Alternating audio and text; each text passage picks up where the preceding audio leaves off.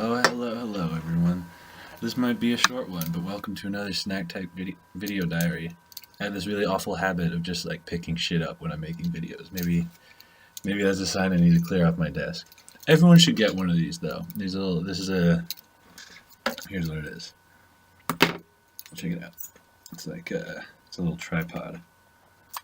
What an interesting way to start the video. A little iPhone tripod. Man, this one's a little off the cuff though. I'm tired and optimistic. My emotions have been very up and down today. I feel like that's common for me and a lot of people. It's like you can't really expect to feel the same way all the time. That's just silly. Now I'm just breaking shit. This is a horrible video. This is the worst one so far. But that's okay. That's almost a good moral for the story, because like you can't get everything right all the time. Like I went to the post office today to mail 2 packages. I had gone because my mom and my aunt ordered some dirt balls online. We're selling snacks online. I don't know if y'all knew this, but I'm selling a snack called dirt balls online. And my mom and my aunt they made the first 2 orders that I got. So I was like, sweet, I'm going to get these things in the mail. It's going to be groovy. So last Friday, I knew I was going to get things figured out over the weekend. But last Friday, I went and I got a price quote from the post office, or from FedEx. And I was like, cool, I'm going to mail these things on Monday. It's all going to be groovy. Bada bing, bada boom. And then I get there today and the prices went up for whatever reason over the weekend. So I could only mail 1 package, and that was a bummer. That put me in kind of a bummer mood. And it was definitely very clear to the person at FedEx that I was like a little bit clueless, very much low on money. And it's like, I don't judge people by their amount of money, but it doesn't feel good when you know someone is realizing that you don't have much money. It's a weird feeling, and it's not really gonna stop me. I'm gonna figure it out. It's just like the money comes, the money goes. It's the early stages of this business, and I haven't been as hyper focused on it as everyone tells you to be. Like Gary V and everyone tells you to just be hustling, grinding all day, sun up to sundown. And I haven't been. I have problems focusing, and part of it is that I'm, at the same time that I'm building this business, I'm really actively trying to connect with Eugene's community. And so, really, I need a business partner. That's my biggest failure so far, is just doing all this shit alone. I've worked with a couple people here and there, but nothing has really... No, it hasn't stuck with anyone. And part of that is probably that I hadn't really figured out the whole mission statement yet. And I have a lot more clarity about the strategy and how to actually be deliberate and intentional with this business, instead of just fumbling around in the dark with like 1 battery in my flashlight. It's like, it's going to be okay though. I don't even remember where I was going with that thought. But it's tired. I'm tired, and it's getting a little bit late, and so I'm gonna go to bed soon. And I just hope y'all are doing well. I hope you sleep well and have some good dreams tonight, and I hope you wake up tomorrow invigorated, and you use this opportunity of another day to make some positive change in your life. Reach out to someone, try to build a new relationship. Eat a healthy food that you haven't tried before. Go for a hike somewhere new. Do something fun, people. I'm out here trying to... We're all out here trying to save the world. I think a lot more people are probably trying to save the world than we realize. And I think a lot of people are probably trying to do things that will save the world without necessarily knowing that they're trying to save the world. Like, I know I'm trying to save the world, because people are mad depressed out here and it's only getting worse. And the more depression in the world, I would say I'm confident that if there's more depression in the world, then that is going to make it harder for humanity to keep going. It, a world full of happy, optimistic people seems like it will do way better than a world full of depressed, pessimistic people. And there's a lot of reasons for the depression. I think a big part of it is we're just going through this crazy transition in society. We're kind of smack in the middle of the digital transition or the technological transition. And that's really hard and stressful. We just don't know what to do with all this stuff right now. I'm even connecting with you on YouTube, and I don't really understand the full implications of what I'm doing right now. Like, in my head, it's kind of a simple story. Like, I start making these videos, you get a sense of who I am and what I'm trying to do, and then in a year, I can look back at this stuff. Maybe I'll have my interns go through it and like pull out a bunch of clips, and we'll make a cool inspirational video out of it. But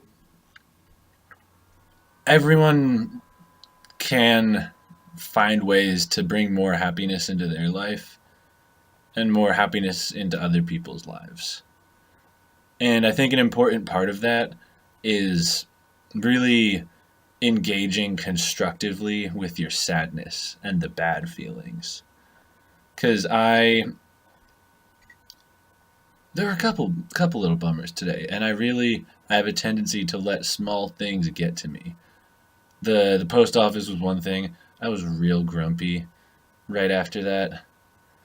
And I slammed the door and shit when I got home, threw my keys down. I'm like, man, it's not fair. I just wanted to send some goddamn snacks to my mom and my aunt, and the post office had to change their friggin' prices. It's crazy.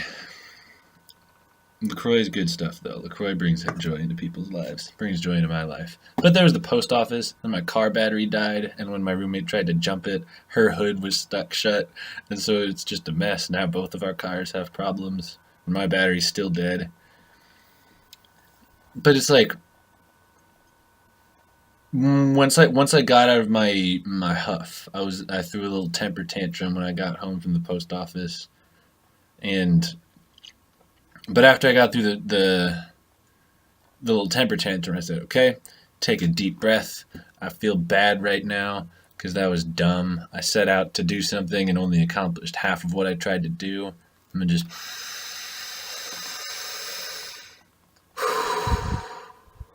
I feel bad because I did not accomplish my goal.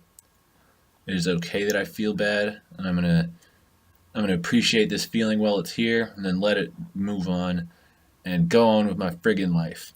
And I think that's an important part of being happy, is engaging constructively. Engaging constructively with your bad feelings. Because I think in a lot of ways, if we engage constructively with the negative feelings, then when the positive feelings come around, we'll be able to engage deeper with those. Because I have my like, I'm going to make up a name for it right now. It's the brain neutrality theory. I don't think that our subconscious brain organizes and categorizes things the way our conscious brain does. So we might label our emotions and our feelings as positive and negative, and our subconscious brain doesn't do that. It's just feelings. And so when we try to block out negative feelings, our subconscious brain is just saying, okay, this is a feeling and you're trying to block it out. So I'm going to start blocking out feelings.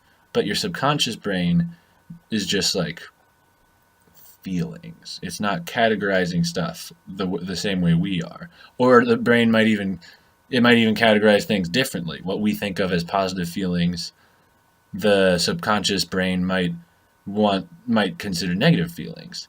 And so if we're saying like, I'm going to engage with these happy thoughts and not with these sad thoughts, like picking and choosing, I think that will lead our subconscious brain to engage less with all of our thoughts and feelings. And so it's important to learn how to engage constructively with the negative parts, because it's practice. It's really just practice. And if you have practice engaging with your feelings when it's hard, then once the easy feelings come around, it's gonna be like, bam, we're in friggin' Disneyland. We're off to the races here. That like crazy indoor racetrack ride they have at Disneyland. Maybe we're on Space Mountain or something. I never even went on Space Mountain when I went to Disneyland. I was like 5 or 6, maybe 8.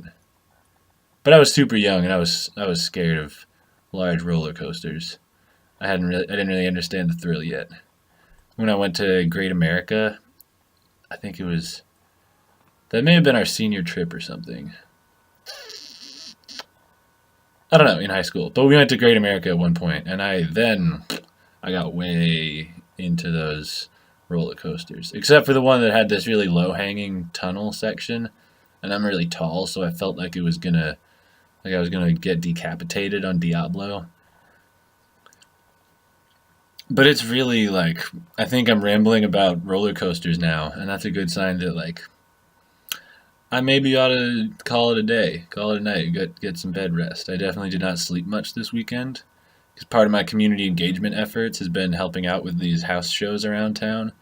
People throw some rad living room concerts. I couldn't make it to the one tonight because of my car battery situation. That was a bummer. But, geez, man, I hope you'll have a beautiful day. Reach out for help if you need it. Eat healthy. Go outside, people. Listen to some good music and dance around. Just like, please have a good day. I'm contradicting myself now. Whatever happens tomorrow, take a deep breath and engage with your feelings, and then write about it and really fucking get in there and figure this out, because we got a lot of work to do to get this depression problem under control. So, on that note, good night and good luck, everybody.